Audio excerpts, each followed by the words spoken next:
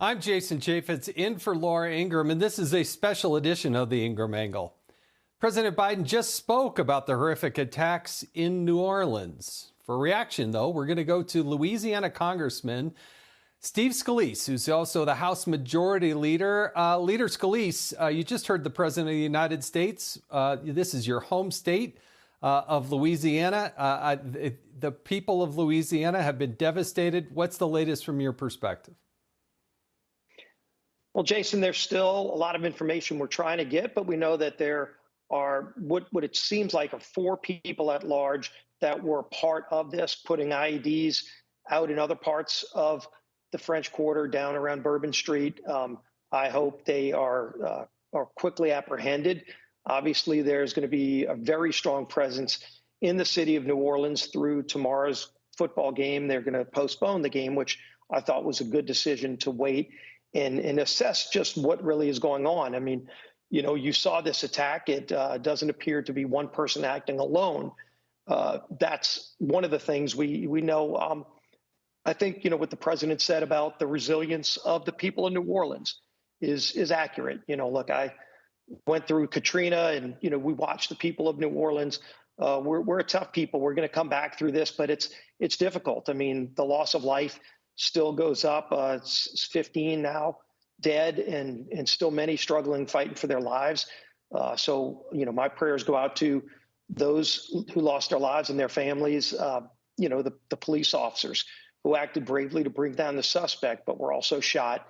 We're praying for their full recovery as well. So, you know, a lot of information. I just hope that the FBI and all the agencies involved are fully candid every step of the way. You know, you did see the FBI this morning saying it was not a terrorist attack, which was premature. So, you know, let's use facts. Let's be candid all the way through this, and then get to the bottom of it and apprehend these remaining suspects. Well, along that line, Leader Scalise, I think there's, with all due respect, I think Governor Landry gives me a lot of confidence in having his pulse on the, you know, his finger on the pulse. But the police chief in New Orleans is another situation. And then to have the FBI come out and say it's not a terrorist attack and then have to reverse that. I don't understand why the starting point is, oh, yeah, we got more, you know, 10 dead. At least at the time, that's what we thought of. The number has since risen.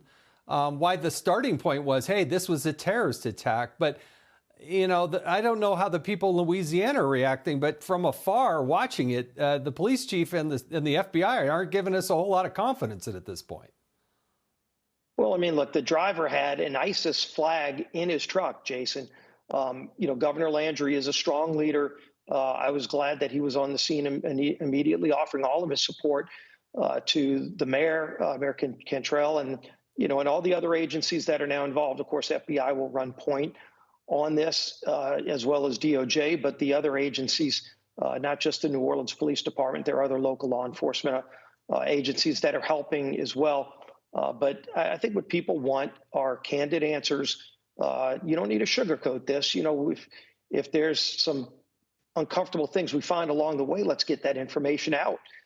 You know, we've been saying for over a year now that there's likely to be a terrorist attack on our home soil with an open southern border. We don't know if that's the reason, you know, the truck did come across the southern border, but, you know, we just know that we have to be on a higher alert, and all these agencies need to be not just on a higher alert, but need to be candid with the public about what they find.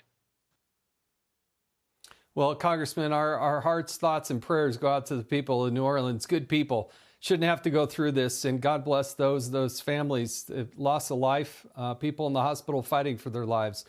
Thank you so much for joining us, and have the best New Year you possibly can, despite these developments today. Appreciate you joining us.